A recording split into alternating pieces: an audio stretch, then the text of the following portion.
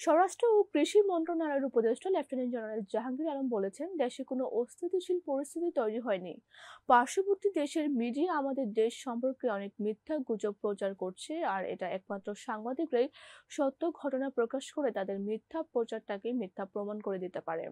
সাংবাদিকদের প্রতি অনুরোধ, সত্যিটা প্রকাশ করেন, এতে তারা মিথ্যা ঘটনা রটাচ্ছে তাদের মুখে চুনকালি পড়বে। দুপুরে রংপুরের পীরগঞ্জের বাবনপুরের শহীদ আবু সাঈদ এর কবর জিয়ারত ও পরিবারের সাথে সাক্ষাৎ শেষে সাংবাদিকদের এসব কথা বলেন। এ সময় তিনি আরো বলেন, সাধারণ মানুষের প্রতি আহ্বান, সকলকে একটু ধৈর্য ধরতে হবে এবং দেশের উন্নতির জন্য সকলকে একসাথে কাজ করতে হবে। আর মিডিয়ার প্রতি অনুরোধ, আপনারা সত্যি ঘটনা প্রকাশ করেন যদি আমি নিজেও দুর্নীতির সাথে থাকি। কোনো অপরাধীকে কোনো অবস্থায় ছাড় দেওয়া হবে না বলেও মন্তব্য করেছেন উপদেষ্টা। পরে জাফরপাড়া উচ্চ বিদ্যালয়ের মাঠে অসহায় দুস্থ মাঝে শীত বস্ত্র বিতরণ করেন উপদেষ্টা।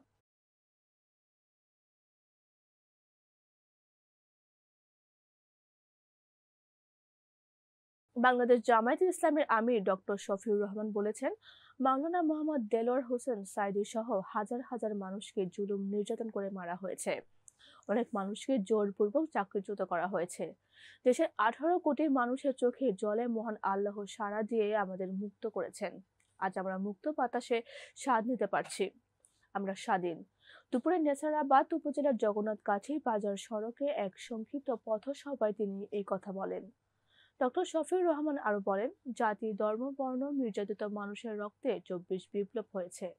তাই এর কৃতিত্ব আমাদের কারো একার নয়। এটা মহান আল্লাহর রহমত। নির্যাতিত, নিপীড়িত, নিগৃহীত মানুষের ডাকে সাড়ায় আল্লাহ আমাদের জুলুমের হাত থেকে রক্ষা করেছেন। 24 বিপ্লব আমাদের সবার অংশগ্রহণে আমাদের পরাধীনতার শৃঙ্খল ভেঙে মুক্ত হয়েছি। এই বিপ্লবে হাজার হাজার মানুষ প্রাণ দিয়েছেন। কেউ চিরতরে পঙ্গু হয়েছেন, কেউ হারিয়েছেন অঙ্গ। তাই দেশ হবে মুসলিম, হিন্দু, বৌদ্ধ, খ্রিস্টান সবার। এদেশে আমরা আর কোনো রক্তপাত দেখতে চাই না।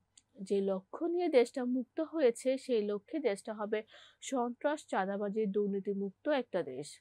তাই আসুন আমরা সবাই মিলে একটা সুন্দর দেশ গড়ি। এরপর দুপুরে তিনি নেছারাবাদ উপজেলার ঐতিহাসিক ছারছিনা দরবারে গিয়ে মাজার জিয়ারত করেন। পরে দরবারের সবার সাথে কুশল বিনিময় করেন।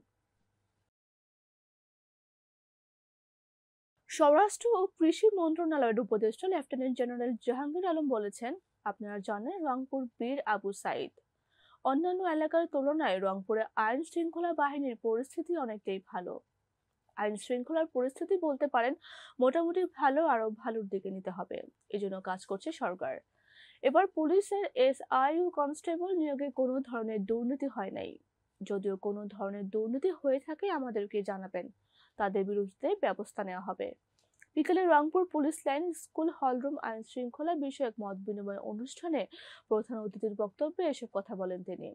তিনি আরো বলেন, আমাদের এখানে আলুর বীজ থেকে নেদারল্যান্ড থেকে একটা বিআরটিসি দেয় আর একটা ব্র্যাকের বীজ থাকে।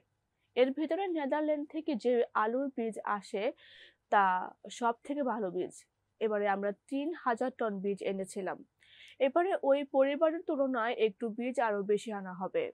ব্র্যাকের বীজটাও ভালো। বিআরডিসি বীজ 24 টাকা করে। অনেক জায়গায় হয়তো তারা বেশি দামে বিক্রি করছে, এজন্য আমরা ইনস্ট্রাকশন দিয়েছি মোবাইল কোড করে তাদের শাস্তির আওতায় আনা হবে। এবারে সারের কোনো সংকট নেই। যদি কোথাও এমন তথ্য পাওয়া যায় তাহলে জেলা প্রশাসককে বলবেন, তাদের বিরুদ্ধে ব্যবস্থা নেওয়া হবে। আমরা সবসময় প্রস্তুত আছি যে কোনো মোকাবেলা করার জন্য। এ সময় উপস্থিত ছিলেন রংপুর রেঞ্জ ও মেট্রোপলিটন পুলিশের সকল কর্মকর্তাবৃন্দ।